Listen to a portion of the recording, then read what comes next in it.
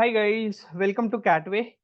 So in this series of videos, we will be talking about the previous year CAT papers of VARC. We'll start with 2023 VARC slot 1, then we'll be talking about the slot 2, and then we'll be talking about the slot 3.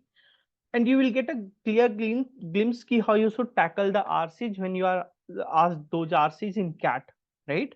So चलिए start करते हैं, है ना?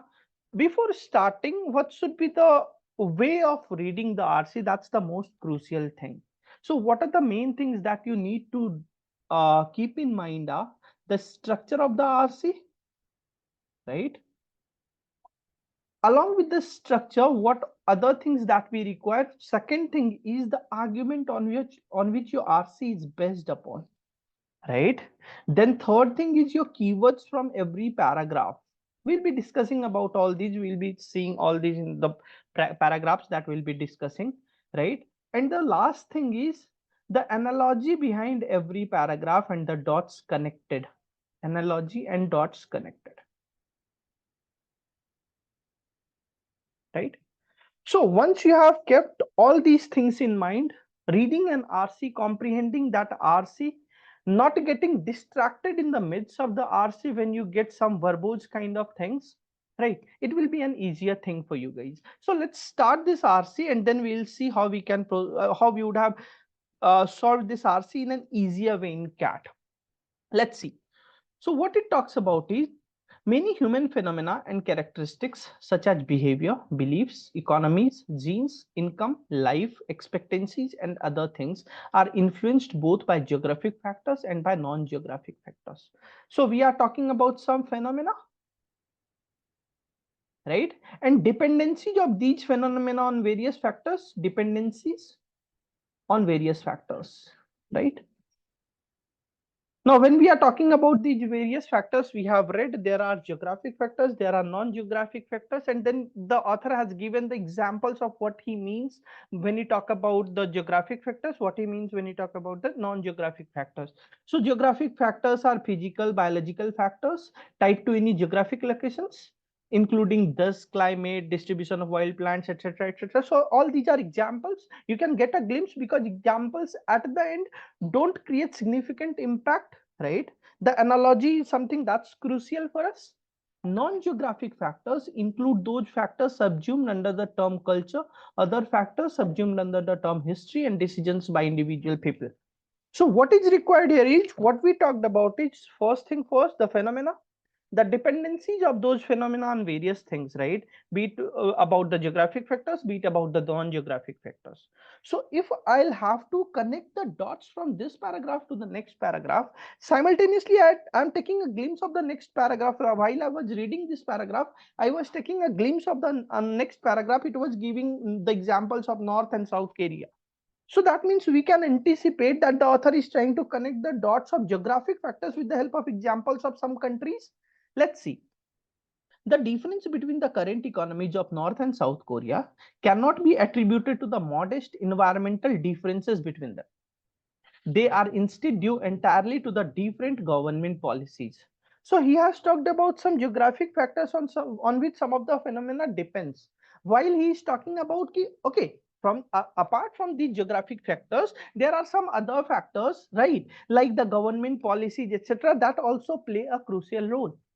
At the opposite extreme, the Inuit and other traditional people living north of the Arctic Circle developed warm fur clothes but no agriculture, while equatorial lowland people around the world never developed warm fur clothes but often did develop agriculture. So there are two types of people we are talking about, one who is dependent on agriculture, one who is dependent on non-agricultural things, right? And then we are talking about the North and South Korea, we are talking about Arctic land, non-Arctic land, all those things, Arctic Circle, right? Living north of the Arctic Circle, they were dependent on XYZ factors. In other regions, they were dependent on some other factors. The explanation is straightforwardly geographic, right? So now he is talking about they depend on due to the different government policies. But again, the explanation that he is giving, it is kind of depending upon the geographic factors rather than a cultural or historical quirk unrelated to geography. Aboriginal Australia remained the sole continent occupied only by hunter-gatherers and with no indigenous farming or herding. Explanation is biogeographic. So we have talked about geographic things, non-geographic factors. Now we are talking about another term, that is biogeographic. The Australian continent has no domesticable native animal species and few domesticable native plant species. Few means almost none. Instead, the crops and domestic animals that now make Australia a food and wool exporter are all non-native species such as sheep, wheat, and grapes brought to Australia by overseas colonialists. So here we are talking about the effect of colonization, right? Something that was not present in Australian dimensions, right? They are kind of dependent and they are an exporter of all those due to the colonialization, right? So till now, what we have talked about some of the phenomena. We have talked about the dependencies of those phenomena on geographic factors, non-geographic factors. We talked about some of the examples. Then we talked about one more term, that is biogeographic factors. So that's the main thing. We talked about some phenomena. Then we are giving the illustrations to elucidate with examples, right? Let's move to the next page. So what does that next page says? Today, no scholar would be silly enough to deny that culture, history, and individual choices play a big role in many human phenomena, right? So now we are talking, we had talked about the geographical factors, we had talked about the non-geographical ones. Here, what we are talking about, that culture, history, and individual choices play a big role in many human phenomena. So let's see, when he was talking about the non-geographic factors, he had given the examples. And this is how you connect the dots from the previous paragraphs of the RC. So non-geographic factors include those factors subsumed under the term culture, other factors under the term history, and decisions by individual people. And what it is saying, no scholar would be silly enough to deny that culture, history, and individual choices play a big role in many human phenomena. So we were too much dependent, we were too much leaned towards the geographical factors at that point of time. Today, the scenario has changed. We have to consider the non-geographical factors too. Scholars don't react to cultural, historical, and individual agent explanations by denouncing cultural determinism, historical determinism, or individual determinism. Now, another term that is introduced is determinism, right? And then thinking no further, but many scholars do react to any explanation invoking some geographic role by denouncing geographic determinism. So what the author wants to convey here is that though some of the things are dependent on non-geographic factors, right? But when we want to criticize or we want to have an explanation on something, we explain it with the help of geographic determinism, right? They are not too much leaned towards these terminologies. They are not too much leaned towards explaining these terminologies, right? So what can I infer from that? That he wants to convey that along with the geographic factors, non-geographic or biogeographic factors are also playing a crucial role, whereas when we talk about the scholars, they are not too leaned towards explaining these things, but they are leaning towards denouncing the geographic determinism. Several reasons may underlie this widespread but nonsensical view. Very important, right? The author is not supporting this argument. He is showcasing that why people are too much lenient towards historical determinism or individual, but they are too critical when to denounce the geographical determinism. Simultaneously, he says that it is a clear nonsensical view. One reason is that some geographic explanations advanced a century ago were racist, thereby causing all geographic explanation to become tainted by racist associations in the minds of many scholars other than geographers. But many genetic, historical, psychological, and anthropological explanations advanced a century ago were also racist. Yet the validity of newer non-racist genetic etc. explanation is widely accepted today, right? So it was the case that these things, racism, attitude of racism was prevalent in every part, right?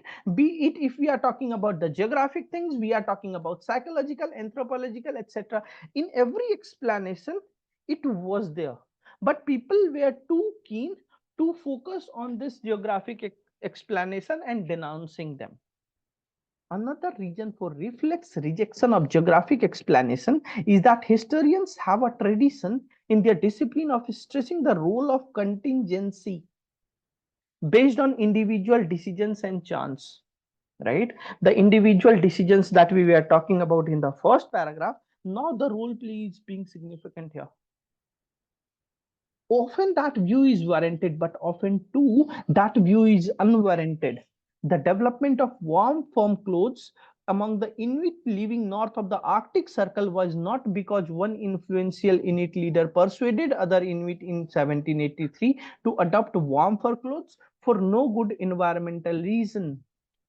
Right now he is giving you the analogy, he is giving you the rational key. It was not focused on ki someone said or persuaded someone ki ha you tumko fur generate karna and you have to generate the fur, aisa nahi tha.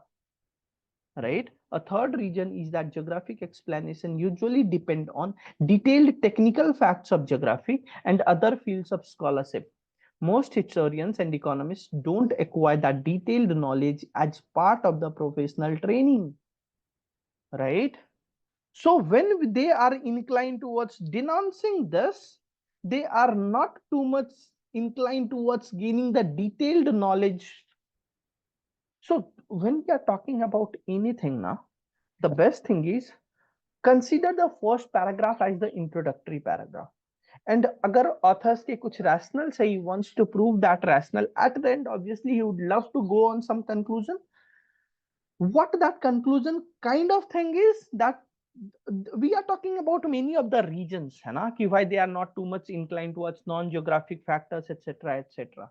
So he has given the third rationale, and then he substantiated by that by saying that we are not too much interested in gaining detailed knowledge about it, right?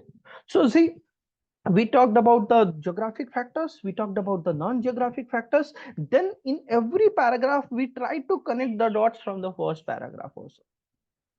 So when we have to, once we have read the RC, right, next 30 seconds, not 30 seconds, in the next 15 to 20 seconds, you just have to concise what you have read, right? What is the main argument of yours? What is the other arguments that substantiated the main argument, right? So the main argument was role of geographic factors,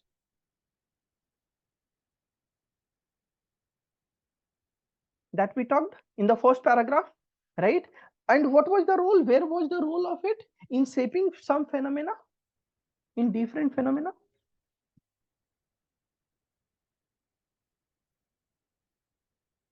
And then he has talked about that we are too much inclined towards the geographic factors, not on other factors. Might be the rationale is that we don't have detailed knowledge towards it. We are not inclined towards gaining the detailed knowledge about it, right? Then he has given some of the examples to support the argument as well as to contrast the arguments, right? The supporting examples, places, etc. we have talked in this, right? Then he has criticized it with his own analogy when he said that nonsensical view, that was the criticism. So we can say that it is intended criticism that we are talking about, right? And then he has come to a conclusion. So what is the passage? The passage is like, first he talked about some structure, then he talked about one examples to substantiate those structures, right? Then the criticism intended, and at the end the conclusion with the perspective, right?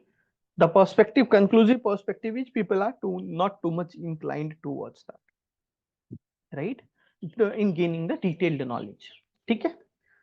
It will take me hardly 5 to 6 minutes to read the RC and to write it in such a way. Obviously it should take 3 to 4 minutes, right? But while explaining it might take 5 to 6 minutes of time.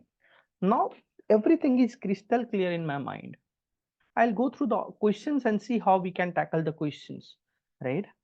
All of the following can be inferred from the passage except.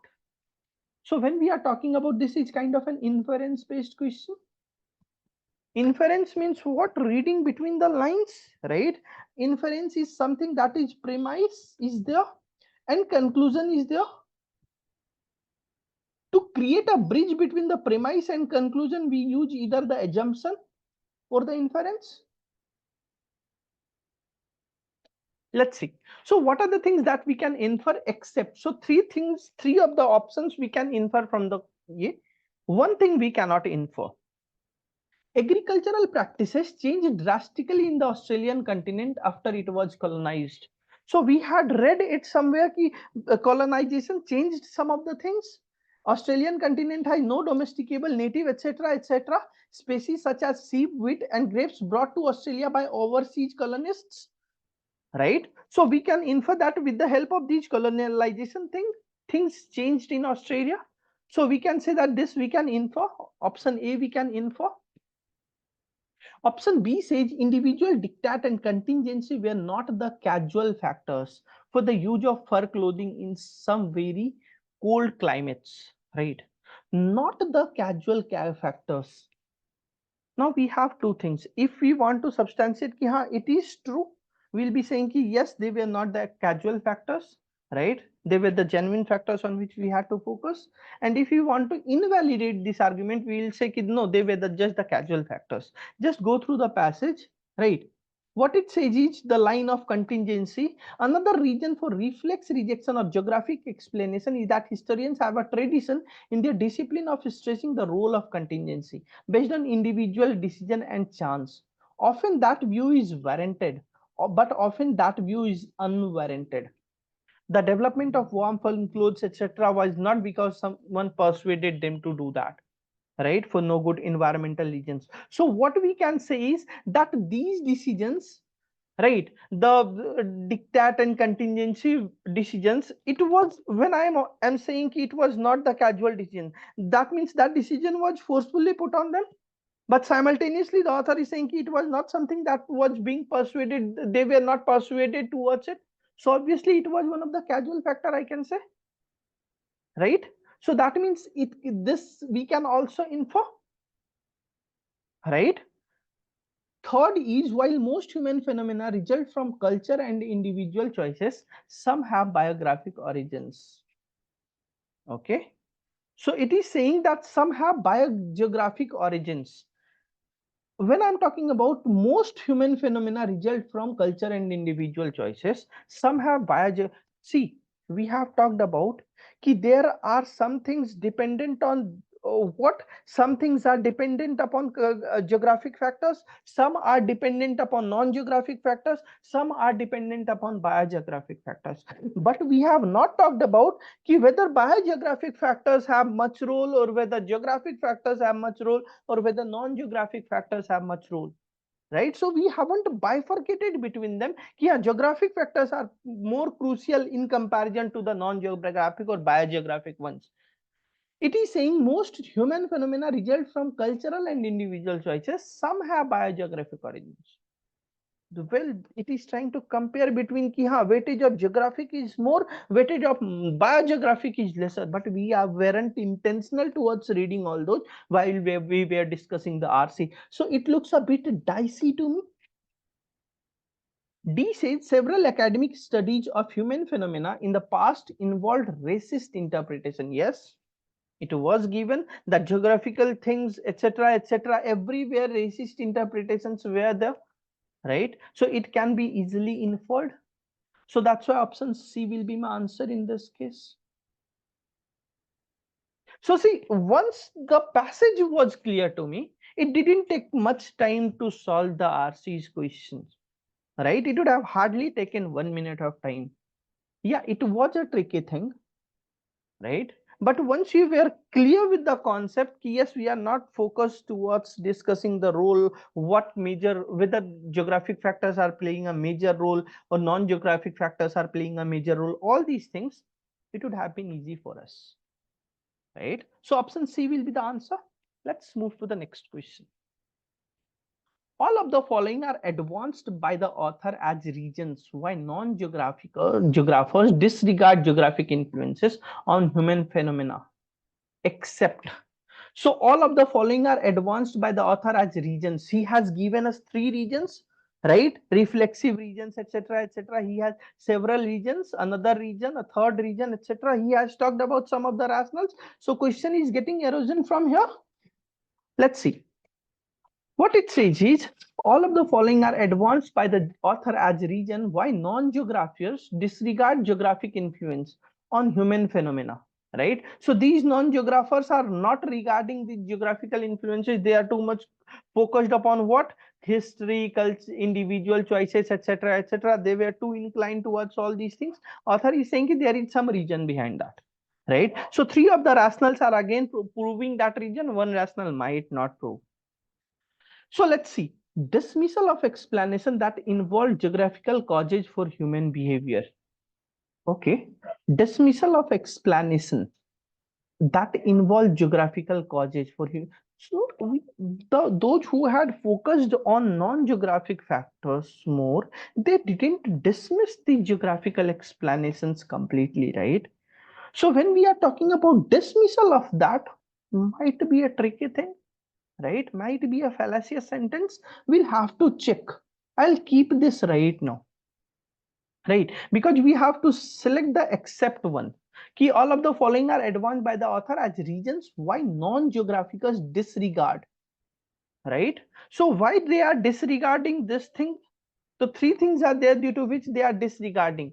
One thing is there due to which they are not disregarding. So they have not completely dismissed this.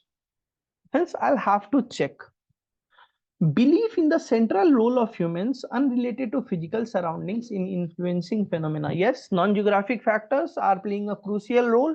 So that's why they are disregarding the geographical factors. So this option is quite apt. Launching impressions of past geographic analysis that they were politically offensive. Okay, so we have talked about that racist, right? Racist opinion. Now one thing is there, the impression of past geographic analysis that were politically offensive. Now if this is the reason that they were disregarding this, right, they were disregarding geographic influences, if this was the reason, so that racism wala attitude was everywhere, right? In the psychological, in every domain we talked about in the 5th paragraph or so, right? Historical, psychological, anthropological. So if this is the case, why only the geographic A? Why the disregard of only geographic influences, right? So that's why it looks like, yeah, this might be my answer, but again there is dicey thing कि अगर यही एक चीज थी तो फिर सिर्फ geographic क्यों, other regions में क्यों नहीं? क्योंकि ये applied तो हर जगह थी. Racism, behavior, offense, politically offensive things. If we are considering that racism as a politically offensive thing, it was everywhere. So this might not be an exact explanation of why they were disregarding geographic factors, right? So between option A and C, I am a bit confused, but option A looks more appropriate. Disciplinary training, which typically does not include technical knowledge of geography. Yes, they are not too much inclined. At the end of the paragraph, we have read that third reason is that they are not too much inclined towards gaining the exact amount of knowledge. So that might be a reason, right? So between now, the answer might be between A and C. And as we discussed, it is only talking about due to this impression of past geographic analysis that were politically offensive.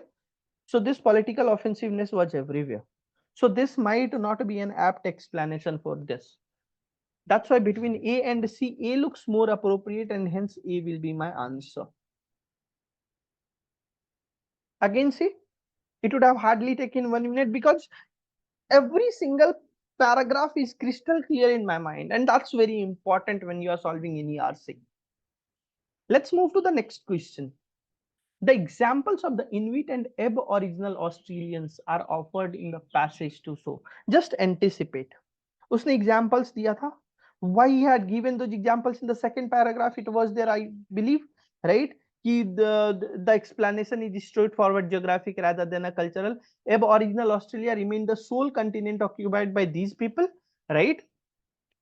They had no domesticable native animal species, but still with the help of colonization, they were able to generate those furs and all, right? So this was the explanation provided. Let's see.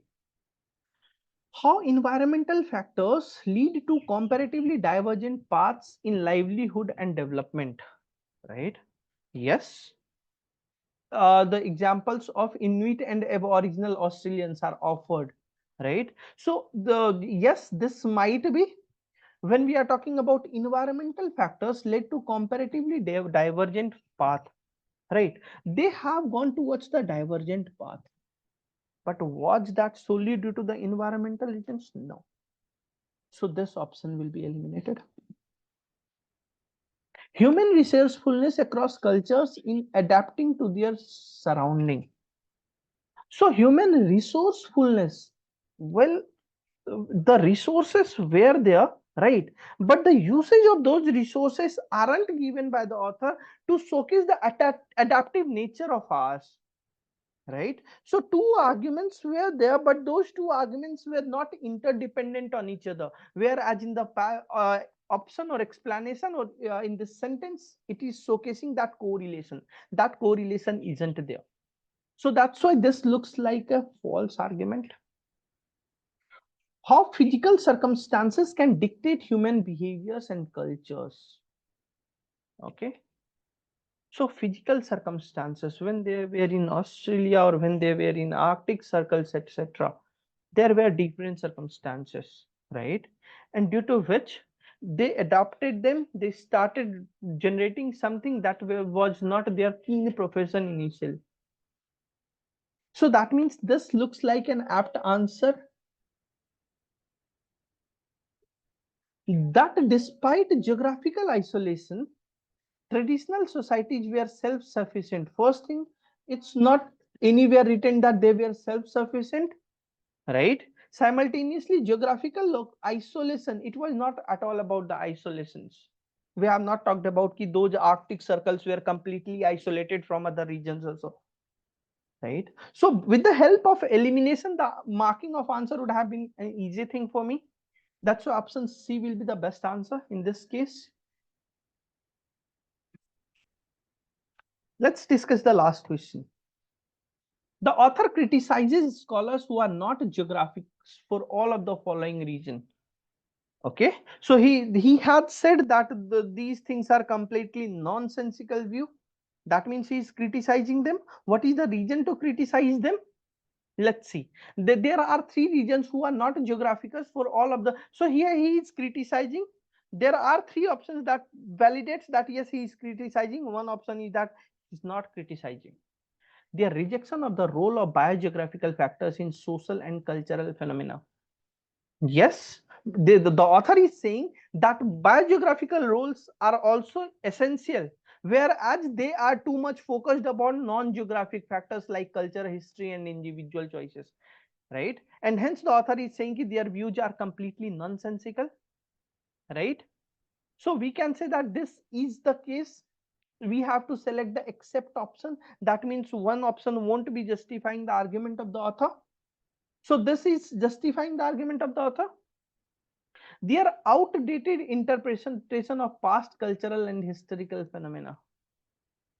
Okay, so their outdated interpretation of past cultural and historical phenomena. Now, what was their interpretation? Their interpretation was that yes, it was a bit offensive, right? And the author is saying yes, it's kind of true, that was offensive, racism was there, but it was in every aspect of life.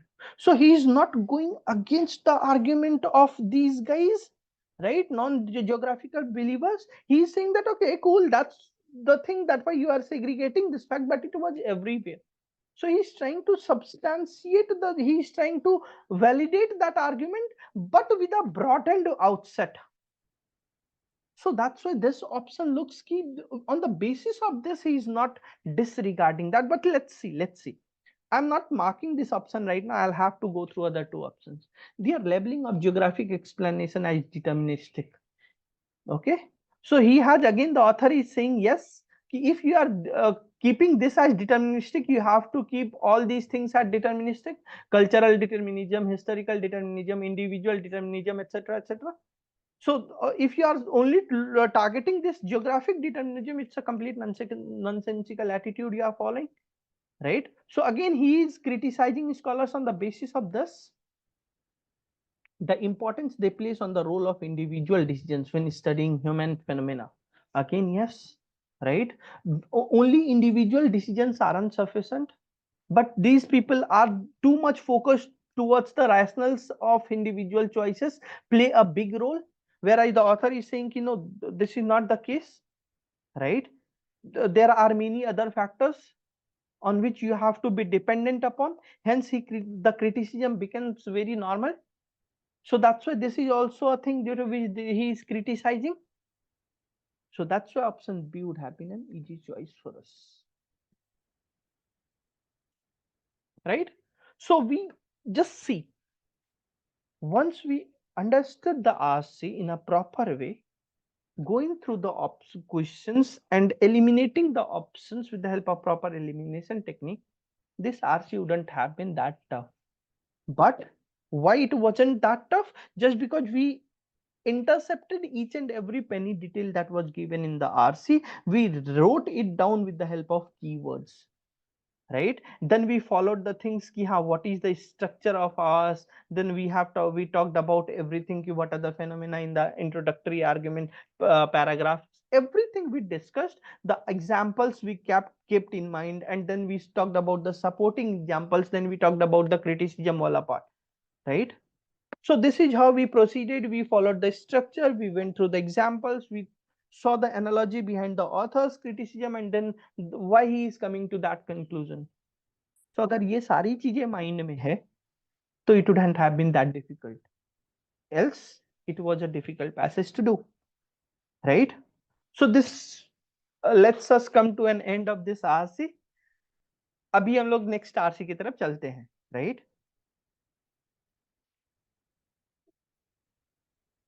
So guys, as we have done the first RC, we have seen there were many questions like accept based questions.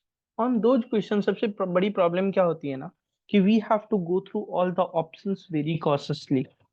तो अगर उस RC से इस RC में compare करें तो it was a bit on an easier side.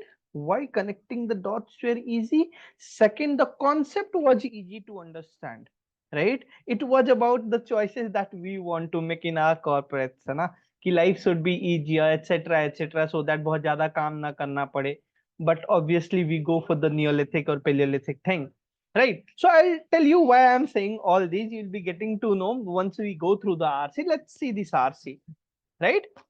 What it says, 50 years after its publication in English and just a year since Salins himself died, we may ask, why did original affluent society have such an impact and how has it fared since? So we are talking about one book, that is Original Affluent Society, written by Salins, right? And we are trying to discuss how has it fared since then.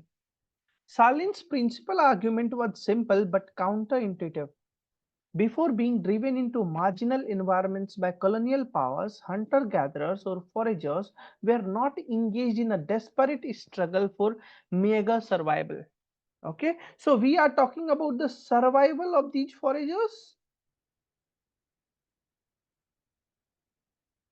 We are talking about survival of these foragers, and this book is saying that before being driven into marginal environments by colonial powers, they were not engaged in desperate struggle for meager survival. So survival was not an issue at all to them, right?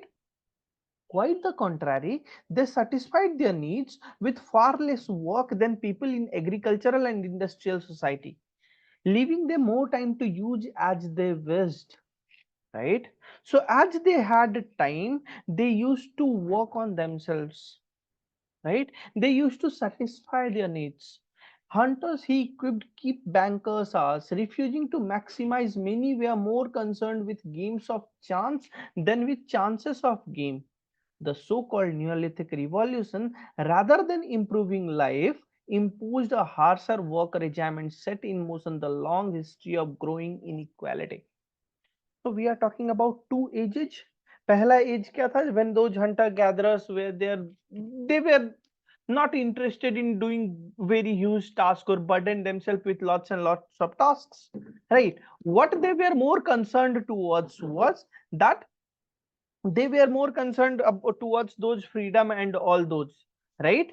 Along with that, what I can see is so-called Neolithic revolution. Rather than improving life, then came the age of Neolithic revolution, and at this point of time, it imposed a harsher work regime and set in motion the long history of growing inequality. So now the inequality was growing with the preset of this Neolithic revolution, right?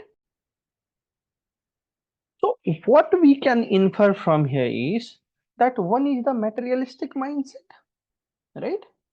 From this, I can say that one is the materialistic mindset.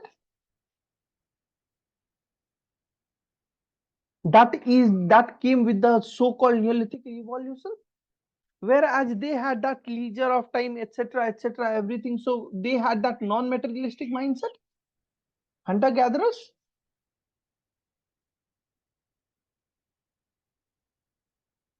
Let's see. Moreover, foragers had other options. The contemporary Hajja of Tanzania, who had long been surrounded by farmers, knew they had alternatives and rejected them. To Salins, this showed that foragers are not simply examples of human diversity or victimhood, but something more profound. They demonstrated that societies make real choices. Culture, a way of living oriented around a distinctive set of values, manifests a fundamental principle of collective self determination.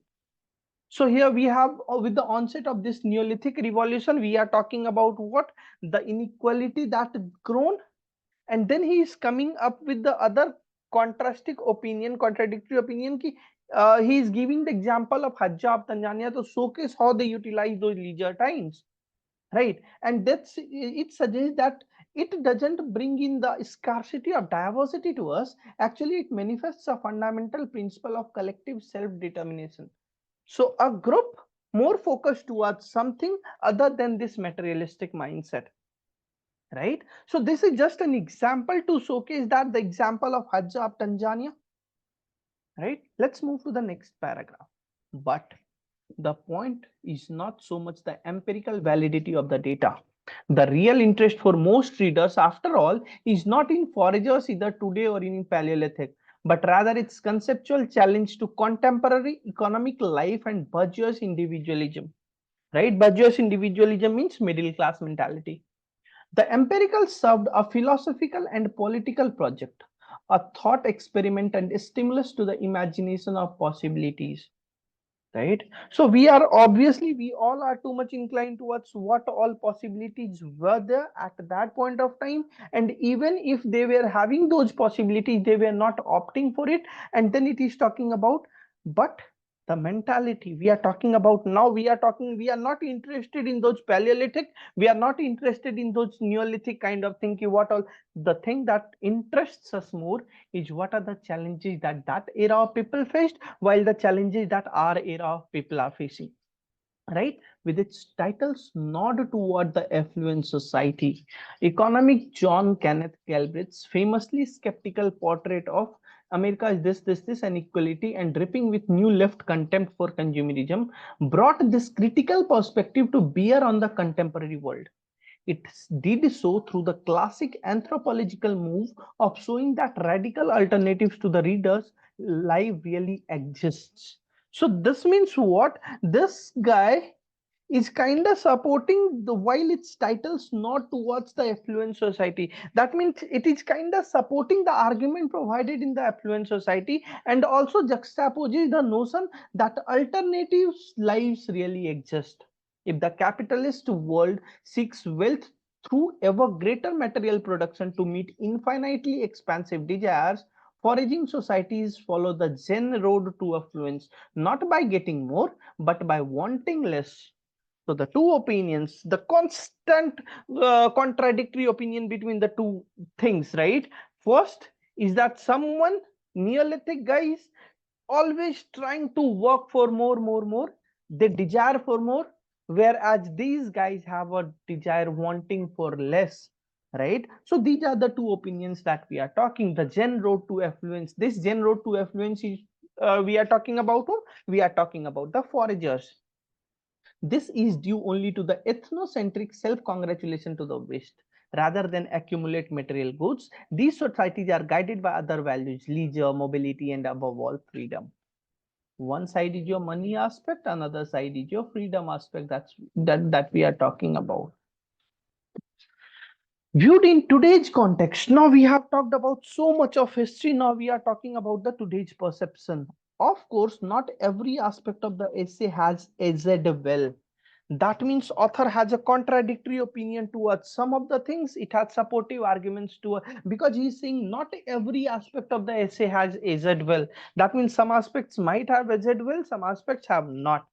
While acknowledging the violence of colonialism, racism, and dispossession, it does not thematize them as heavily as we might today. Right? So it is not thematizing these things that were prevalent in those days. Colonialism was there, racism was there, dispossession was there. Rebuking evolutionary anthropologists for treating present day foragers as left behind by progress, it too can succumb to the temptation to use them as proxies for the Paleolithic. Right? So if we are rebuking these guys, present day foragers, as left behind, there is another mentality that we can show, that we can showcase them as a proxy for the Paleolithic. Right? Ki today's foragers are also living the life that those Paleolithic guys were living. Yet these characteristics should not distract us from appreciating Salin's effort to show that if we want to conjure new possibilities, we need to learn about actually inhabitable worlds. But the author is appreciative at the end. Yes, the things that the work that she did, it was commendable, because it really showcases that we always have some choice. Right? Read, just think, just map, create a map in your mind. Right? What all things we read here. Then we'll be moving towards the question. Don't go towards the question right now. What all things, just think in your mind what all things we read.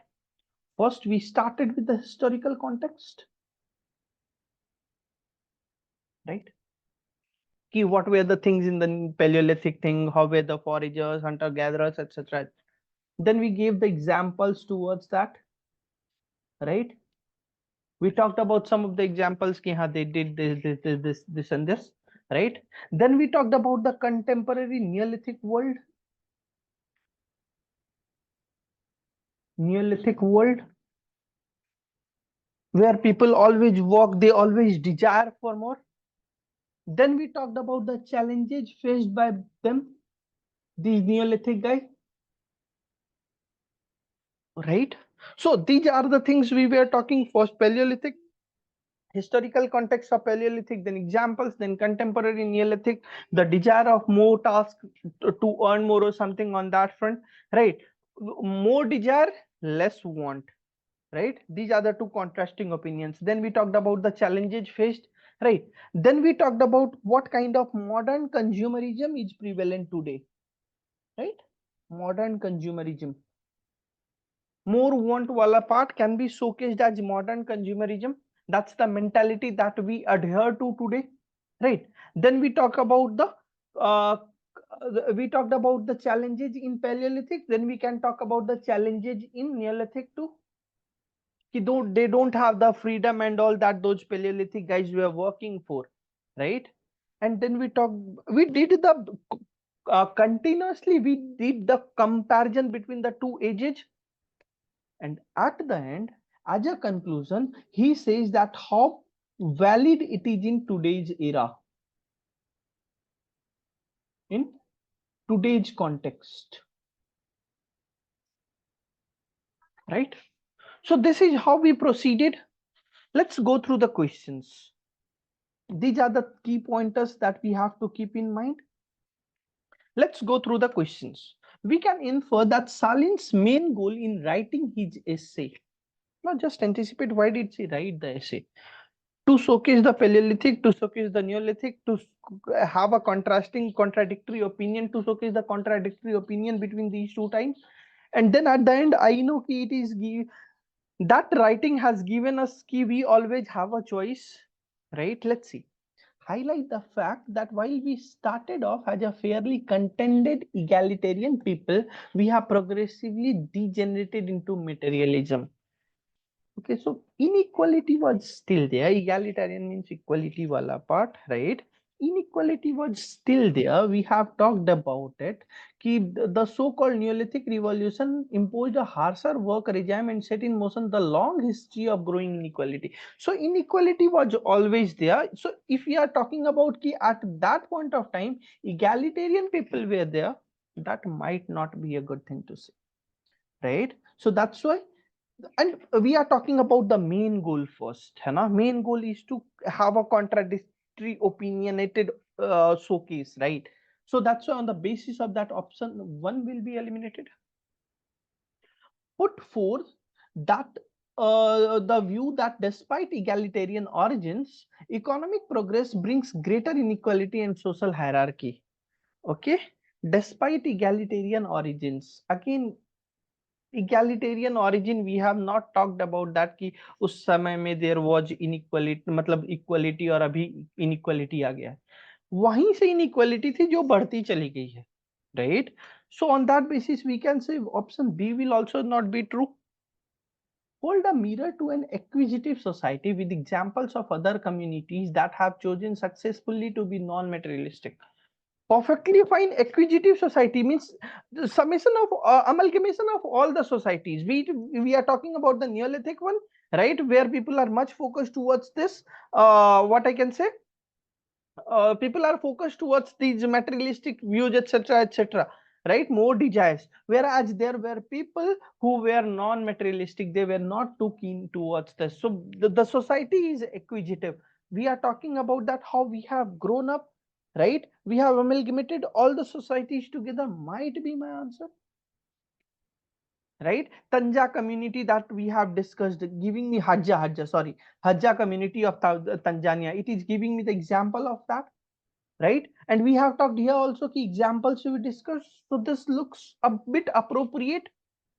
Counter Galbraith's pessimistic view of the inevitability of a capitalist trajectory. Now, Galbraith's pessimistic view of inevitability, we are not talking about whether Galbraith was a pessimistic one and this one Salins is an optimistic one. We are not focused on that. So on that basis, option D is eliminated.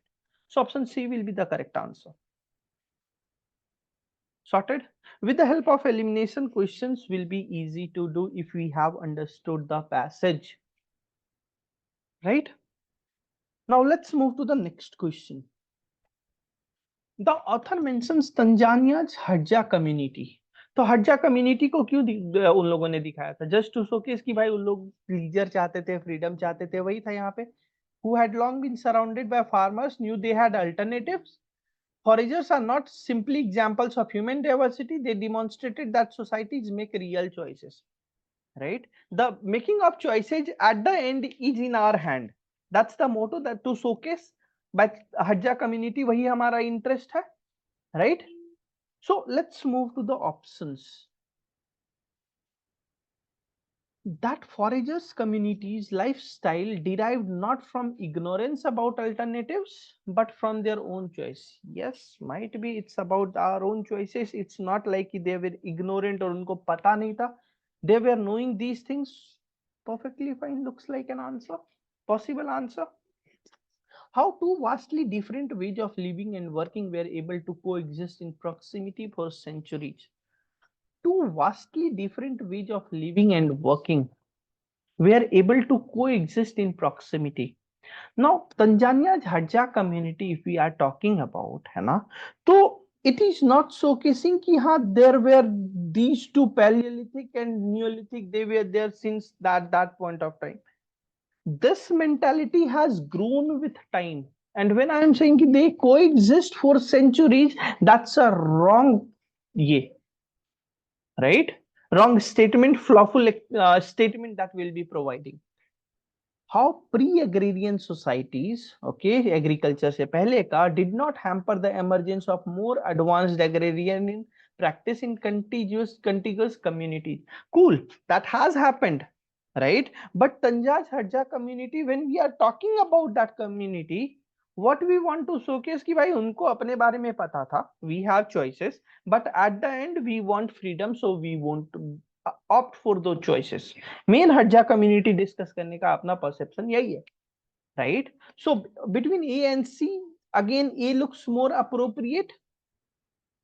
That hunter-gatherer community subsistence level techniques equip them to survive well into contemporary. Now उनकी techniques के कारण वो survive कर रहे हैं ऐसा नहीं है ना, right? It's just the mentality that भाई we want less. That's the mentality that the subsistence level techniques. It's not a fact. हज्जा community का simple सा था कि भाई मेरे को नहीं चाहिए. That's it. Right? So on that basis, option E looks like the best possible answer. Option E will be my answer. Okay, it was an easy question, by the way. The author of the passage criticizes Salin's essay for its criticizes. याद है last में उसने बोला था कि it cannot go well beyond the ages. यहाँ पे देखो, not every aspect of the essay has aged well, right? Acknowledging the violence, he does not thematize them as heavily as we might today. So वो सारी चीजें colonialism, racism, disposition उसमें उतना नहीं दिखाया गया जितना दिखाना चाहिए था. Maybe this is the ये है ना. तो the author of the passage criticizes Salin's essay for its outdated values regarding present day foragers versus ancient foraging community. No, outdated values नहीं है. मैं यहाँ पे क्लियरली लिखा हुआ है कि we can showcase them as proxies for the Palaeolithic, right? We can showcase them. So बहुत दोनों में डिफरेंस कैसे आया? आउटडेटेड वैल्यूज कैसे हुआ? नहीं होगा. Failure to supplement its thesis with robust empirical data. Now we are not intended towards की her writing is obviously the author is saying it is a great work, right? So he cannot go on. He has not contradicted ki no, the opinions that she has presented might not be cool just because ki data is not present. ऐसा कुछ बोला ही नहीं उसने. So option B will be an easy elimination. Option C says critic of anthropologists who disparage the choice of foragers in today's society. Critic of anthropologists who disparage the choices of foragers. Now might be, right? Salin said that the critics of anthropology who disparage the choices of foragers, those anthropologists who disparage the choices of these guys, right? Salin might be a critic of that कि भाई उनके जो choices थे they were happy with that, so that's cool. So might be. D says cursory treatment of the effects of racism and colonialism on societies. Cursory treatment of the effects of racism and colonialism. Now see, cursory means chota sa, right? What it says is, while acknowledging the violence of this, and this, that means that book has acknowledged कि हाँ भाई ये सारी चीजें थी.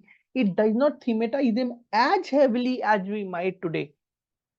मतलब कि the author is not happy with the, obviously Salin had focused on all these things, but जितना focus चाहिए था उतना focus he didn't provide, right? And that's why the author is not too happy towards it. That's why this option D looks like an easy answer for me, because cursory treatment of the effects of the racism, छोटा सा उसने pinpoint तो किया है, but जितना करना चाहिए था that has not been done. So option D will be the answer for me in that case. Let's move to the last question of this. The author of the passage mentions Galbraith's affluent society. जैसे ही affluent society Galbraith's की बात की, we had discussed कि okay, at that point of time they had kind of supportive arguments, right?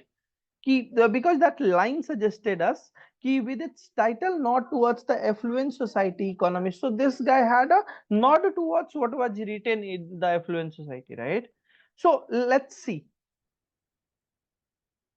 Contrast the materialistic nature of contemporary growth paths with the pacifist content wage of living among the poor. No. Document the influence of Galbraith's cynical views. Okay. Influence of Galbraith's cynical views on modern consumerism, on Salin's analysis of prehistoric society. No, again, no. Right? It's not talking about the influence of Galbraith's cynical view. We have not talked about the views that Galbraith had, what was the impact of that on the society. We haven't talked. Show how Galbraith's theory refutes Salin's thesis on the content. It did not refute. right? It did not refute. It has nodded at some point of time. Refute means completely opposite.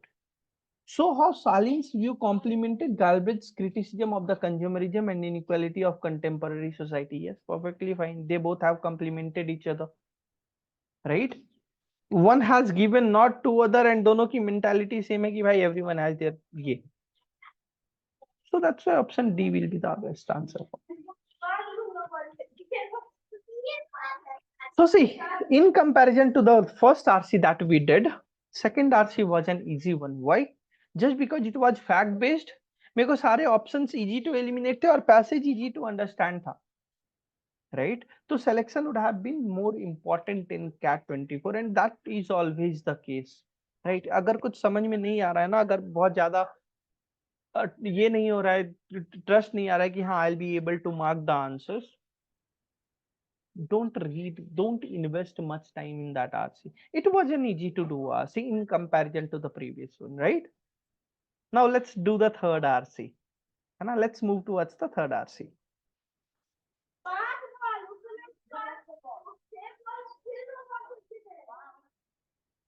So now let's move towards the third RC. अभी दो RCs हम लोगों ने देखा, both were of different difficulty levels, right? The first one was difficult. The second one was on a slighter easier note, right? Let's see this third RC. What my perception about this RC was that it might not be difficult, but yeah, there are some words that you are not familiar with. So when you read such words, there might be a possibility that your break will be there, right? And that's why the intention with which you want to read the RC that won't be that much effective. But let's see, है ना, कि how you would have tackled this RC सबसे अच्छे efficient way में हम लोग कैसे कर सकते थे, देखते हैं. So it says for early post-colonial literature, the world of the novel was often the nation, right? So we are talking about what? Post-colonial literature and the focus of novels, right? Post-colonial novels were usually concerned with national questions. Sometimes the whole story of the novel was taken as an allegory of the nation, whether India or Tanzania. This was important for supporting anti-colonial nationalism, but could also be limiting land-focused and inward-looking. So when we are talking about the post-colonial literature, right, they were not too much keen towards the outward looking perceptions of the author. They were inward looking. Why was that notion? वो notion इसलिए था because they want to have a support towards these anti-colonial nationalism, right? So post-colonial movements and perception of novels, right,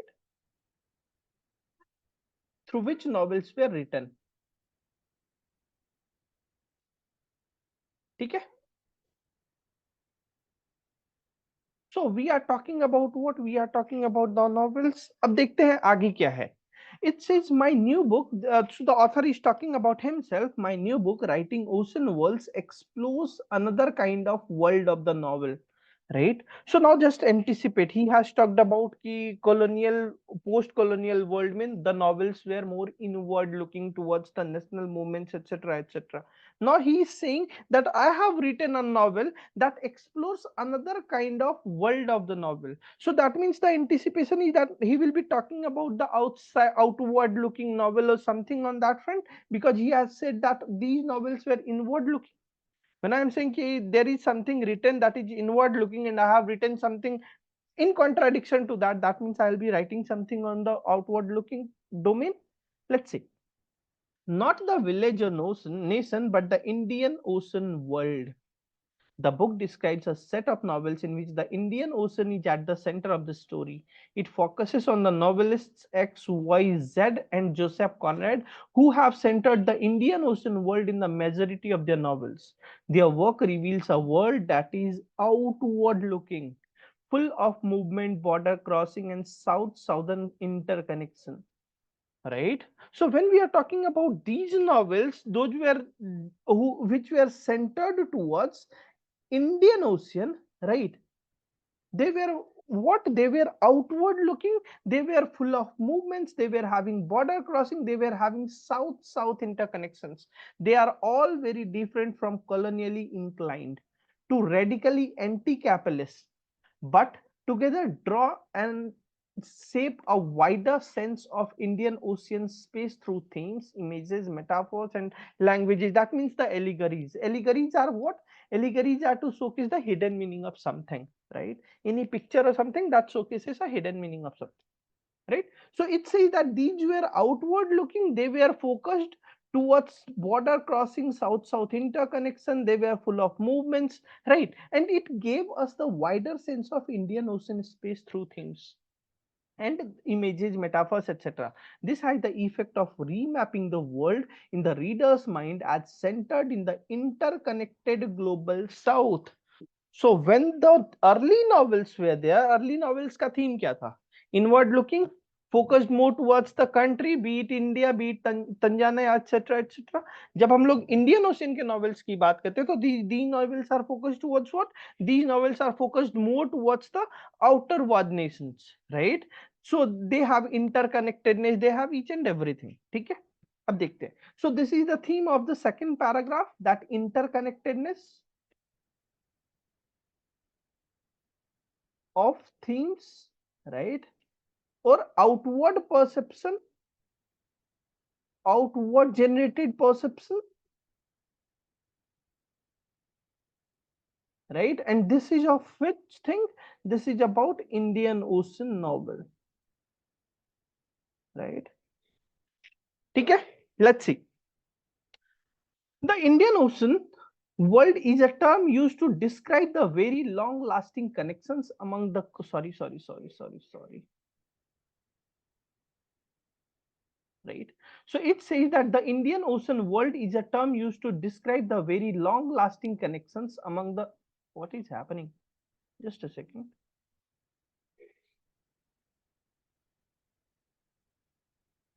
Yeah.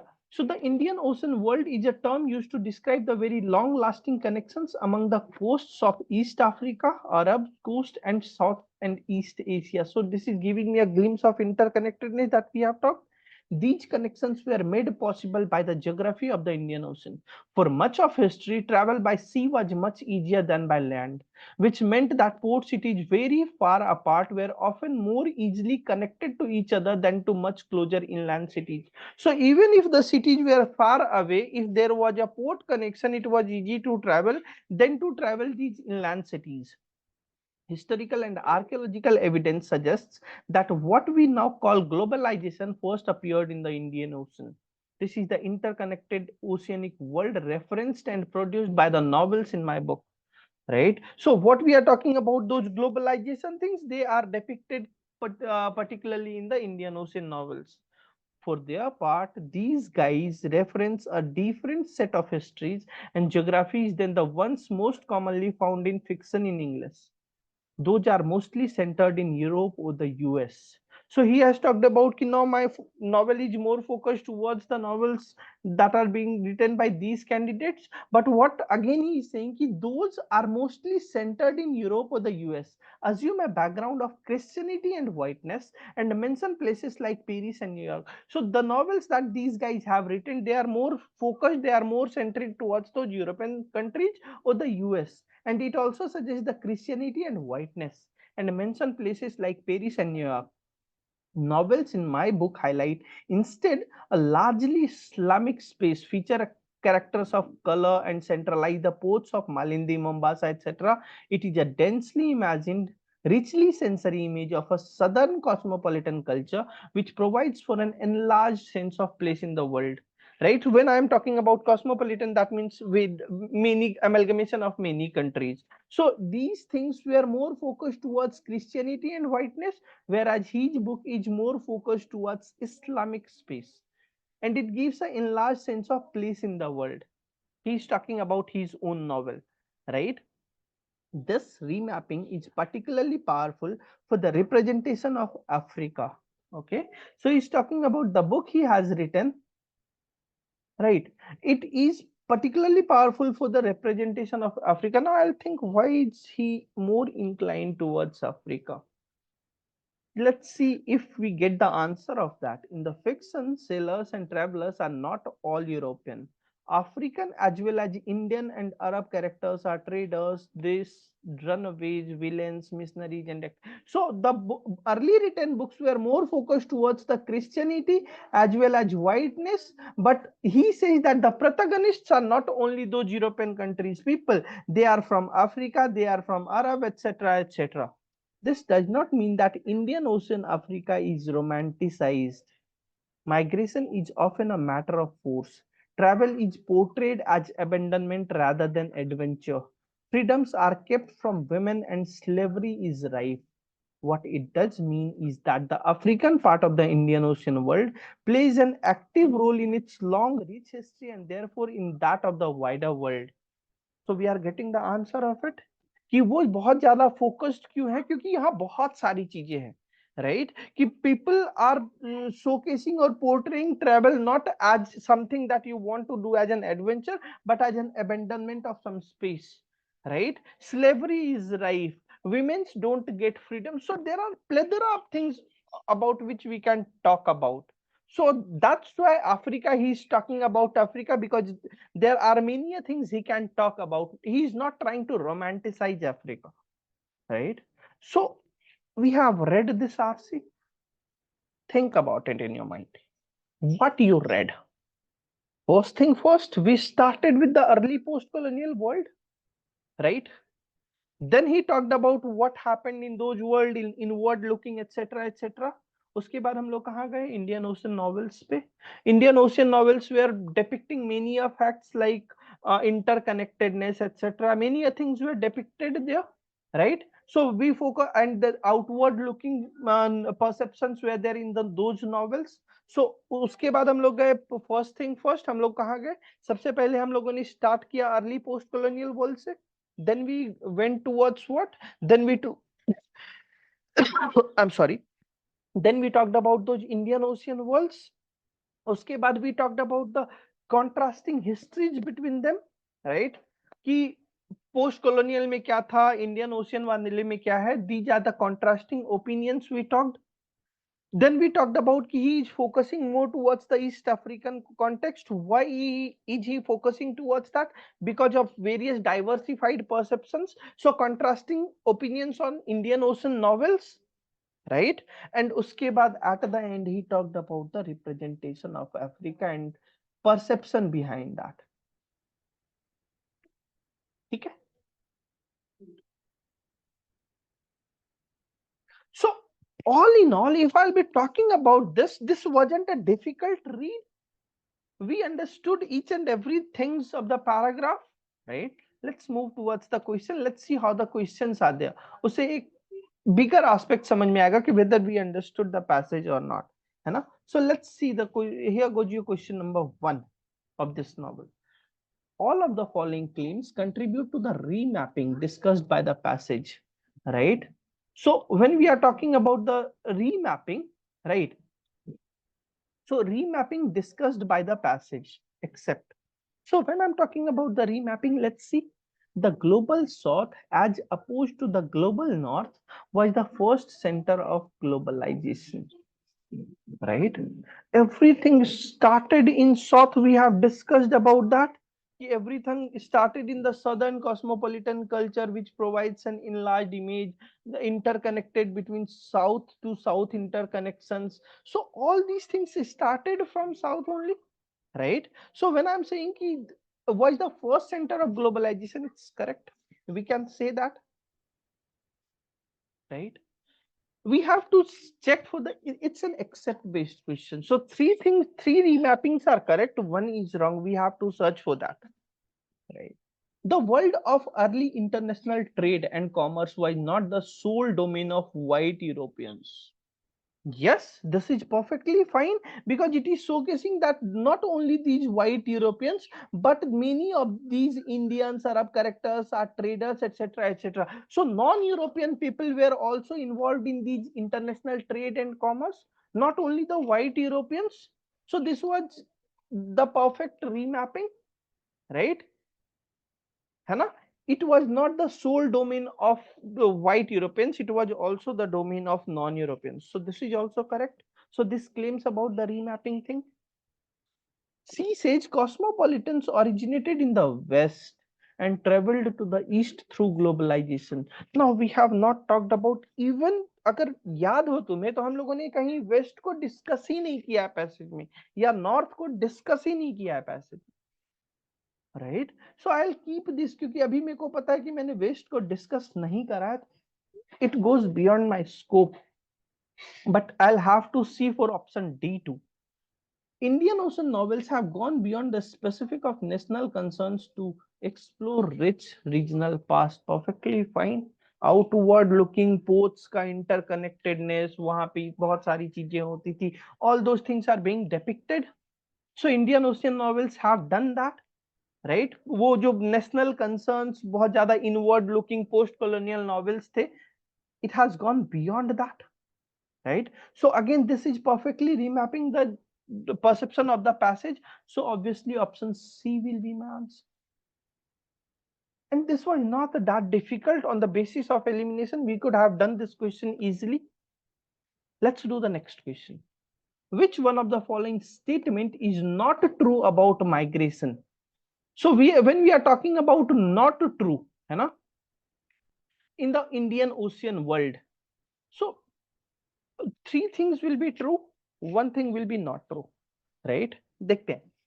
Geographical locations rather than geographical proximity determine the choice of destination for migrants. Yes, we have read this कि अगर बगल में भी है वो कोई भी inland cities है, right? But it is difficult to go there. We have read that somewhere. I had discussed that in word, not here, in the next page. Concerned with, yes. He travel by sea was much easier than by land, which meant that port cities very far apart were more easily connected to each other than to much closer inland cities. So geographical locations, what do we mean by geographical locations? भाई जहां पे port है वो मेरे लिए easily connected space है, so I'll go there. I won't be too much focused towards the distances. So even if some cities are in proximity, but if there are no port connectedness between them, I won't go there, right? So this is true. The Indian Ocean world's migration network were shaped by religious and commercial histories of the region. Okay, so we have discussed about this or not. Let's see, world's migration network. Okay, so we now call these connections were made possible by this. For much of history, this was there. Historical and archaeological, we now call globalization, first appeared here. For their part, Christianity, Aden, Jiva, this remapping is particular for the representation fiction, Africans as well as Indian, Nakhodaj. Migration is often a matter of force. Travel is portrayed as an abandonment rather than adventure. Freedoms are kept from. We have discussed this or not discussed this?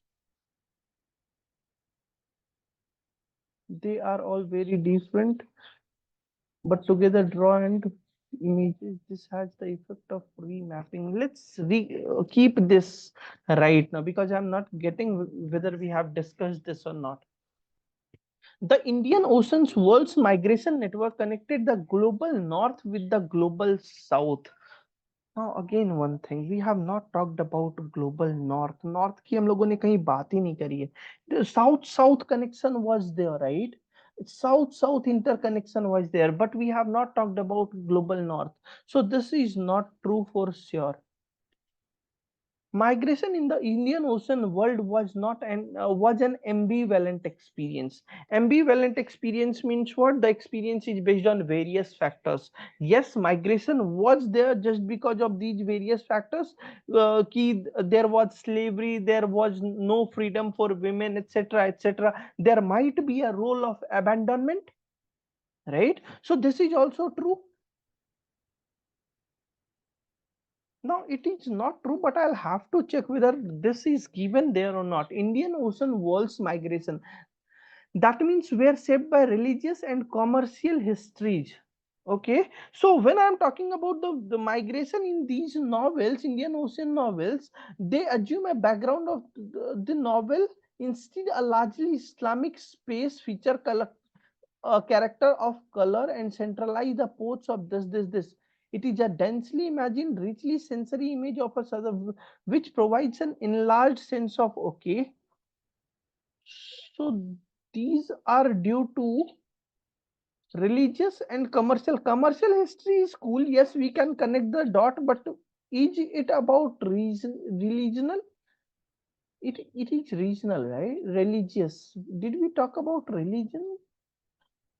Christianity to Islamic.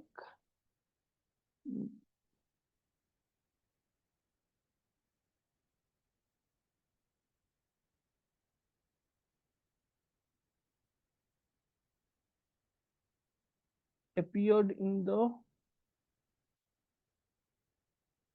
they are all very different, from colonially inclined to radically anti-capitalist.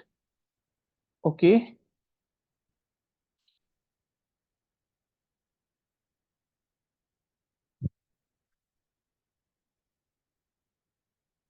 their work reveals a world that is full of movement, right? Why is this movement? This movement is based on these factors. Okay, so traders, nakhodas. So one thing I can say is, I have not considered this religious thing. I have not gotten the answer for this religious thing, but commercial purposes was certainly there, right? But Simon, and another thing is, we know that we have not talked about north, right? We have talked about the interconnectedness of south and south. So on that basis we can say that C is certainly not true, and hence C will be my answer, right? Let's move to the next question. On the basis of the nature of the relationship between the items in which each pair below, choose the odd pair out. It means 3 will be of same nature, 1 will be different,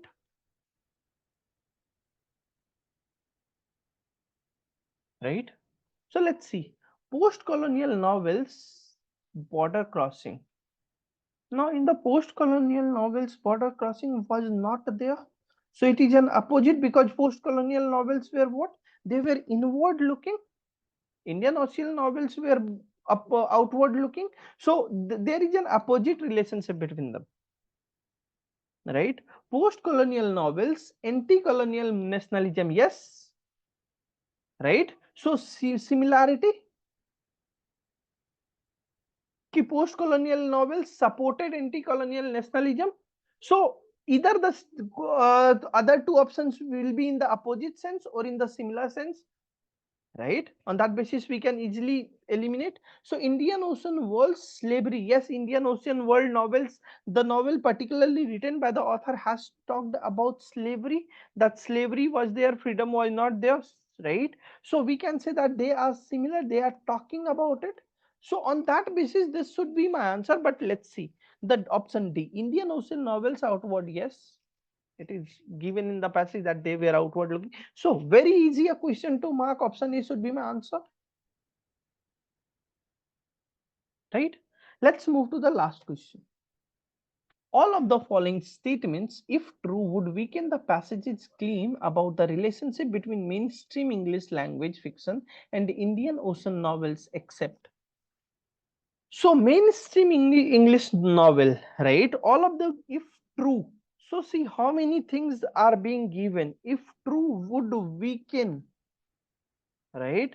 So there is an argument, this argument, if this is true, right, it will weaken the argument given in the passage, and then it is saying ki one will not weaken, one option will not weaken,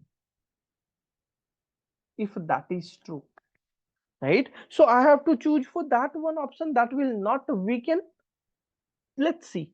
Most mainstream English language novels have historically privileged the Christian white male experience of travel and adventure.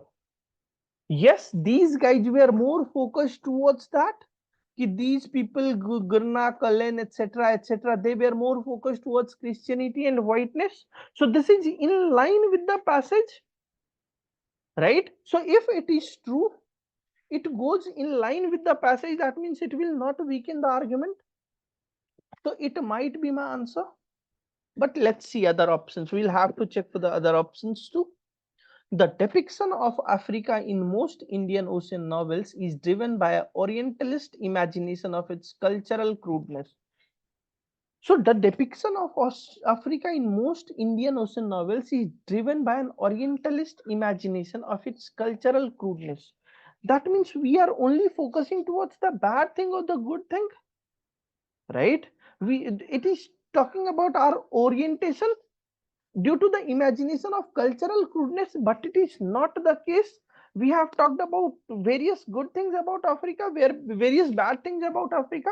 So there is no prior one perception on which our uh, answer is based upon, or our focus towards Africa is based upon. So if this is true, it will obviously weaken the argument in the passage. Very few mainstream English language novels have historically been set in American and European metropolitan. No, most of them were US or European centric.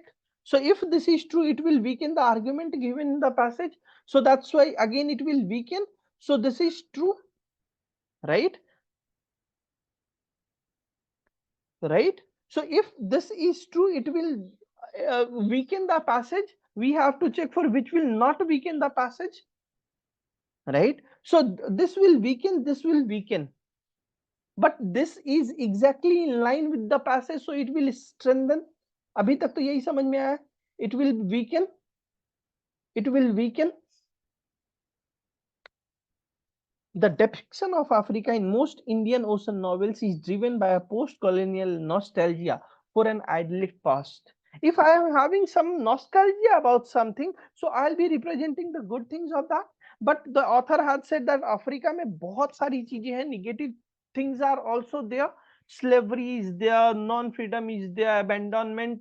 If we are moving from one place to another place, it is showcased as abandonment, not as an adventure, etc. So that's why, with the vast diversity of experience, right, it will be a good thing, right? So if this is true, again it will weaken the argument provided in the passage. So three of them are weakening, whereas one is strengthening. So this will be my answer. So option A will be my answer, right? So again, if I'll be talking about these three RCs, the easiest one was the second one, right? उसके बाद ये करते, अब fourth वाला देखते हैं, then we will be deciding कि fourth वाला पहले करते या फिर फर्स्ट वाला पहले करते, है ना? So with this we come to the end of this RC. Let's move to the next RC.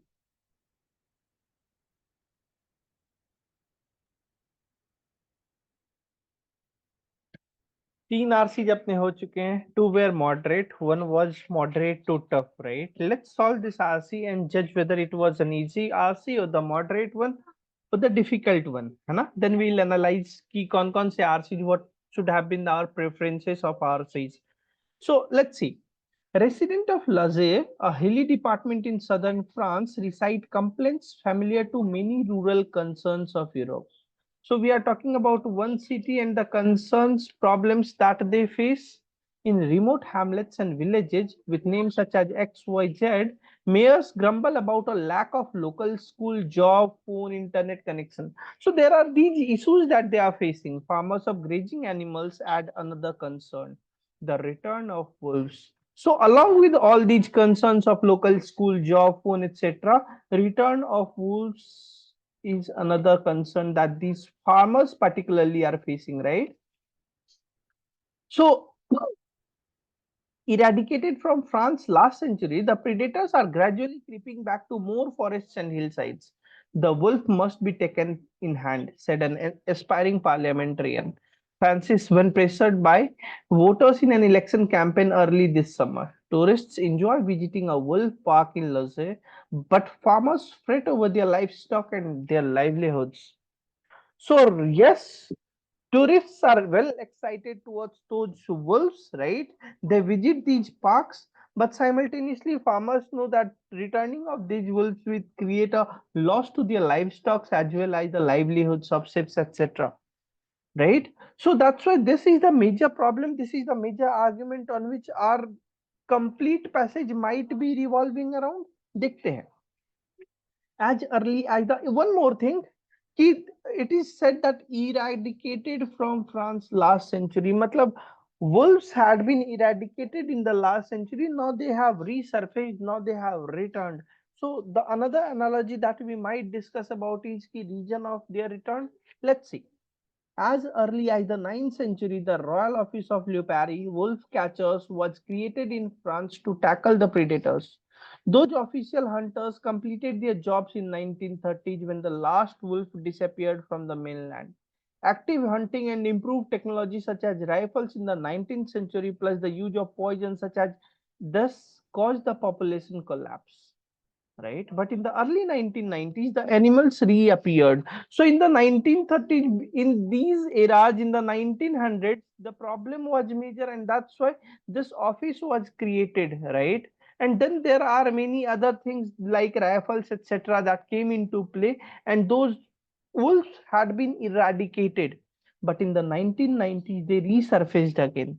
They crossed the Alps from Italy. That means they have come from Italy to France, upsetting sheep farmers on the French side of the border. Wolves have since spread to areas such as Lazare, delighting environmentalists. Okay, so returning of wolves is creating happiness for some, and they are the environmentalists who see the predator's presence as a sign of wider ecological health. Right. अभी तक easy to read लग रहा है, पढ़ने में भी सारी चीजें समझ में भी आ रही हैं. इन्वायरमेंटलिस्ट के लिए ये that was an a moment of happiness. क्यों? क्योंकि it was adding, it was a sign of wider ecological health. Farmers who say the wolves caused the deaths of thousands of sheep and other grazing animals are less cheerful. Obviously, जिसका loss हो रहा है वो तो less cheer करेगा ही. They grumble that green activists and politically correct urban types have allowed the return of an old enemy. So what these farmers are saying, that these environmentalists and politically correct urban types, right? So some of the politicians have allowed the return of an old enemy, right? But environmentalists on the other side are cheerful that okay, it is improving our ecological health, right? Various factors explain the changes of the past few decades. Now we might be talking about the factors because of which they returned, etc. Let's see. Rural depopulation is part of the story. In Lhasa, for example, farming and the once flourishing mining industry supported a population of over itna. So there was a population of around 1,40,000 in mid 19th century. Today, the department has fewer than 80,000 people, many in its town. So the population decreased, right? As well as each population got concentrated in urban areas, population decreased and concentrated in towns, right? So rural land is evacuated, we can say, right? Or if not evacuated, the density of population is on a lesser side. As humans withdraw, forests are expanding. In France, between 1990 and 2015, forest cover increased by an average of 10 hectares each year as more fields were given over to trees.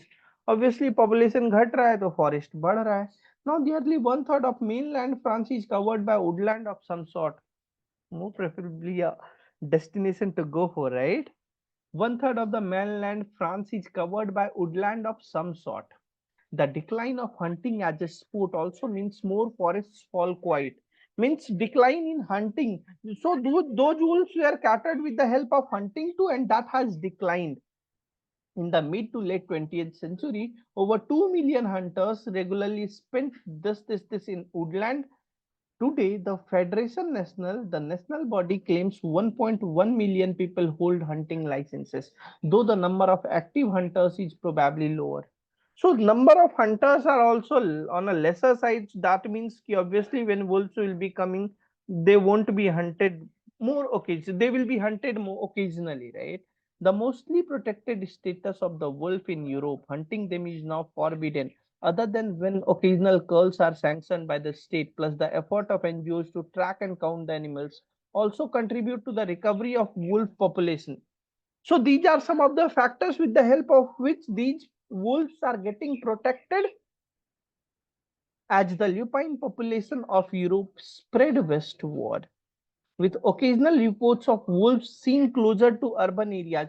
Now wolves are also seen, पहले rural में देखा जा रहा था, now wolves are also seen in urban areas. Expect to hear of more clashes between farmers and those who celebrate the predators. Who are celebrating these predators? Environmentalists, right? उनके लिए तो एक ही चीज है कि भाई इकोलॉजिकल हेल्थ अच्छा हो रहा है. Farmers losses are real but are not the only economic story. Tourist venues such as parks where wolves are kept and the animal spread is discussed also generate income and jobs in rural areas, right? So now we are also discussing that okay ठीक है कि इस कारण से livestock gets hampered है ना. But the another thing is that it is giving us some another source to generate our income. Jews might be there, jobs will be created in rural areas, etc., etc., due to these animals and the places where they are kept. ठीक है, बहुत ज्यादा difficult पढ़ने में था नहीं, आसान सा है. If I will be creating a proper structure to this RC, तो मेरा स्ट्रक्चर क्या होगा? सबसे पहले तो हम लोगों ने इंट्रोडक्शन करा of rural area, that is लजेर, राइट. इंट्रोडक्शन के बाद हम लोग कहाँ गए? हिस्टोरिकल कॉन्टेक्स्ट पे गए कि 1900s में वो खत्म हो गया था, फिर इटाली एल्प्स क्रॉस करके आ गया फ्रांस में. So we talked about historical context of wolf eradication, right. ठीक है. देन थर्ड पैरा में हम लोगों ने क्या बात किया कि what were the factors, right. उनको स्टेटस मिला हुआ है, हंटर गैदरर्स का नंबर कम हो गया है, etcetera etcetera. So factors that caused increase in wolf population,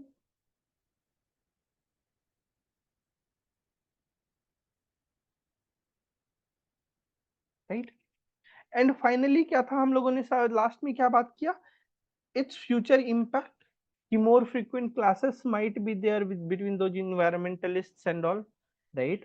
एक वो रीजन था. दूसरा impact on income, because we have talked about it might be considered another revenue generating source, right. Impact on income and classes. बस यही, this is the structure. Now let's do the questions. The inhabitants of Leisure have to grapple with all of the following, the problems they were facing. Rural communication infrastructure. So did we talk about that? Lack of school, jobs, phone and internet connection. So we can say that these are the infrastructural development we are talking about. So this is the problem they are facing. Lack of educational facility, yes. Decline in the number of hunting licenses, okay, and livestock losses, yes, livestock losses were happening. Now decline in the number of hunting licenses, right. Inhabitants of Lajer, उनका problem क्या है कि भाई wolves के आने से, है ना, अब क्या हो रहा है कि मतलब if wolves are coming back to, there are some challenges that they are facing, livestock losses, etc., etc., happening.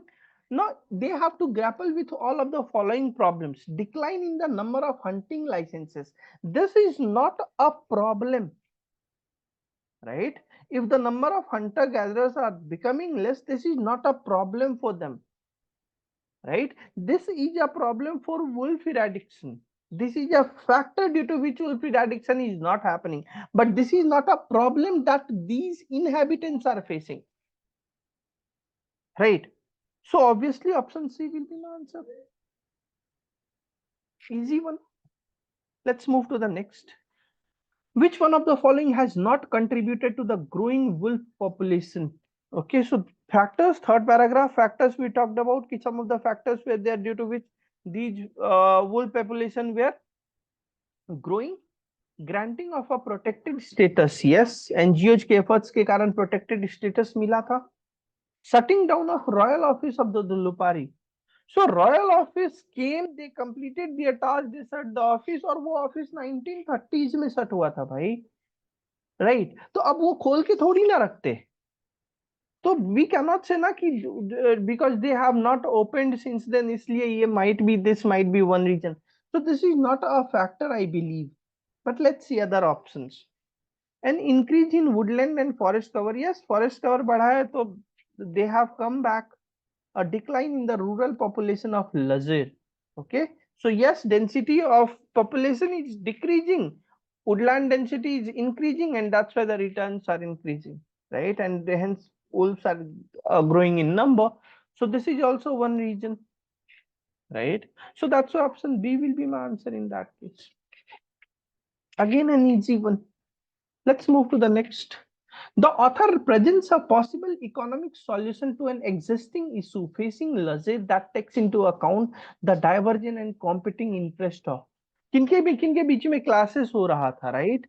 Tourist and environmentalist. Tourist का इन्वायरमेंटलिस्ट से क्लास नहीं है. Environmentalists and politicians. Now politicians have not come into play directly. Politicians and farmers. Again, politicians have not come into play directly. Farmers and environmentalists. Yes, farmers are saying ki the livestock losses are happening. They are saying that ecological health is growing, right? In or enhancing. So there will be a class. So that's why D will be my answer in that case, right?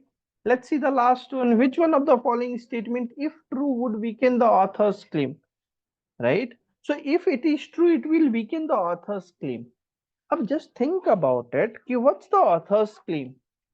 The author's claim is that the wolf attacks were happening, right? There was an increase in the wolf attack. ठीक है, और क्योंकि rural population घटता जा रहा है, forest land बढ़ता जा रहा है, etcetera etcetera.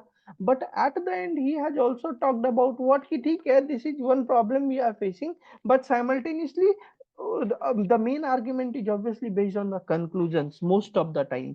So when I will be seeing this conclusion, so it is saying that they also generate income and jobs in rural areas.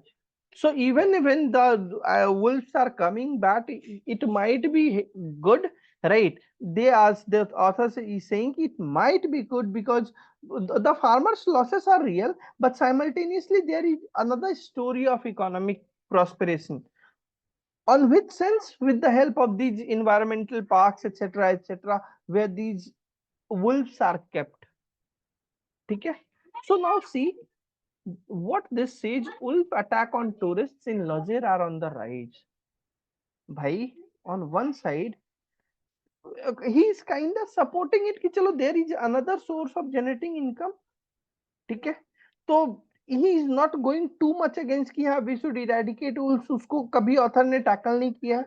But अगर if wolves are attacking on tourists, that means what's happening now? Wolves are attacking on tourists. That means कि farmers were already in loss, right? And these tourists were coming, that was giving them another source to generate income. Now when wolves are attacking them out, मतलब tourist भी नहीं आएंगे, right? तो भाई जब tourist भी नहीं आ रहे और यहाँ के फार्मर्स को प्रॉब्लम हो ही रही है, तो इसको क्यों करना है ना? तो in that case it will then weaken the author's claim. This might not be that much significant an effect, but this is something for sure. Having migrated out in the last century, wolves are now returning to the lizard. ये तो वो बोल ही रहा है कि wolves have come back. So it will not weaken, it is substantiating the fact that the author has mentioned. The old mining sites of Lazare are now being used as grazing pastures for sheep. So even if it is talking about कि हाँ it is used, so it is a fact, right? If it is true, it will be a fact कि भाई जो land था वो land को हम लोग अब ग्रेजिंग पास्चर्स फॉर शेप बना दिए, right?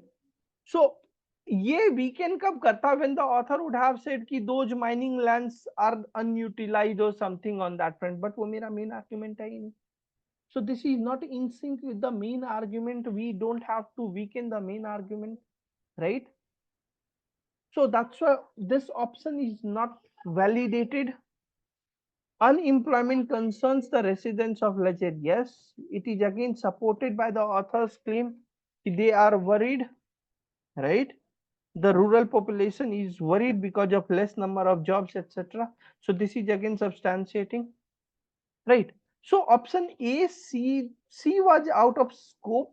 A and D were supporting. So weakening argument, strengthening. So weakening argument would have been B. So B will be my answer. The easiest one, questions भी छोटे थे, जल्दी कर भी सकते थे अपन. So when I'll be analyzing these 4 RCs now, first I would have done this one, right? And intentionally मैंने इसको last में रखा भी था, right? This was the easiest one. इसके बाद हम लोग अगर करते तो second one, right? Then the third one, and then the Sahil's one, right? Salin's one. That was difficult, right? That was moderate to difficult, and उसमें questions भी बड़े लंबे लंबे से यार थे यार. ठीक है, उसमें भी था कि 3 आर्ग्यूमेंट्स, एक्सेप्शन वाले क्वेश्चंस में मेरे को 4 आर्ग्यूमेंट्स को बहुत कॉन्शियसली पढ़ना होता है, and that takes time. So that's why this was one of the easiest RC you'd have gotten in CAT, right? So you should have attempted this first. With this, we come to the end of 2023's VARC slot 1 analysis. Hope you would have loved this. We'll be coming up with another video tackling VARC slot 2. Till then, have a nice reading. Take care. Bye-bye.